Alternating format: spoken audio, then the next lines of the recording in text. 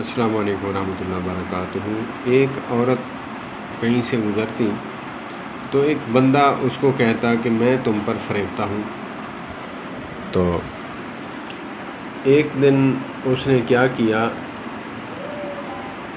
پیٹ چلنے والی جھاپو کی گولی یا پھر کوئی اور جس سے ٹٹیاں لگ جائیں، اس نے وہ دوائی کھا کر دوسرے تیسرے دن وہاں سے گزری تو اس نے دیکھ کر کہا کہ بندی تو وہی ہے، لیکن شاید میں بولتا ہوں۔ وہ خاموش ہو گیا۔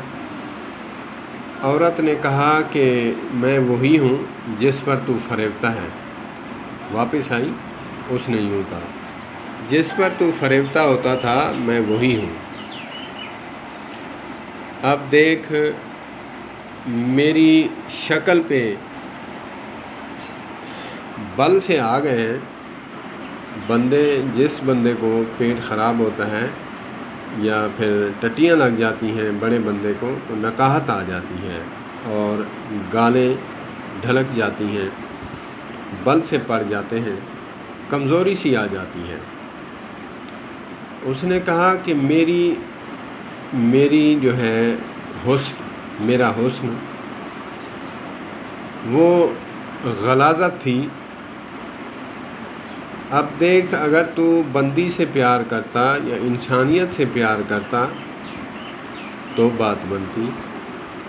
میری گندگی جو ہے نکلنے سے مجھے بل پڑ گئے، وہ میری خوبصورتی گندگی کی مانند تھی، تو اس گندگی سے پیار کرتا تھا، وہ آج چلی گئی، بندے کا بندہ رہ گیا، تو اب تجھے جو ہے مجھے دیکھنا بھی گوارا نہیں ہوتا۔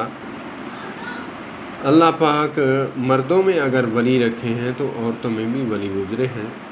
اللہ پاک ہماری بہنوں بیٹیوں کو تقوی اختیار کرنے کی توفیق عطا فرمائے۔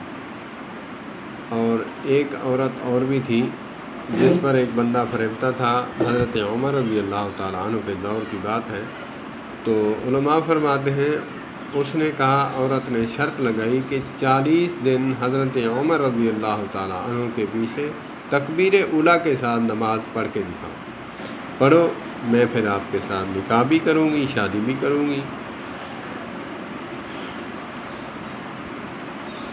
تو 40 دن اس نے جب پڑھی تب وہ آیا، اس نے کہا کہ اب نہیں، میں نے دل جو ہے اللہ کو دے دیا ہے، اب نہیں، برا کام تو نہیں کروں گا لیکن نکاح کروں گا۔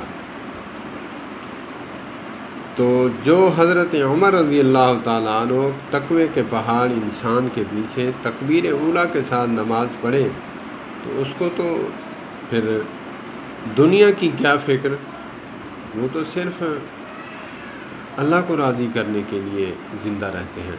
اللہ پاک ہماری بہنوں کو بھی بیٹیوں کو بھی تقوی نصیب فرمائے، آج کے نوجوانوں کو بھی تقوی نصیب فرمائے۔